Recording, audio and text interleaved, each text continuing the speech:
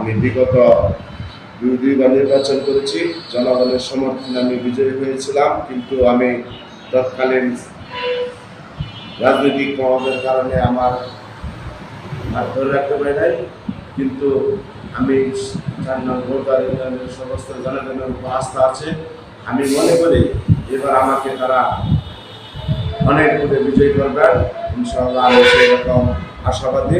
এবং আমি যদি 4 নং ভোটার ইউনিয়নের চেয়ারম্যান হতে পারি, তাহলে প্রথমত আমার কাজ থাকবে ডিজিটাল ইউনিয়ন হিসাবে 4 নং ভোটার ইউনিয়নকে আমি স্বাবলম্বী করব এবং মাদকমুক্ত ইউনিয়ন গড়ে তুলব। সুচ্ছাভাবে জনগণের আমি কাজ করব এবং প্রত্যেকটা ইউনিয়ন ওয়ার্ড পর্যায়ে আমি রাস্তাঘাটের উন্নয়ন কাজগুলো করবো।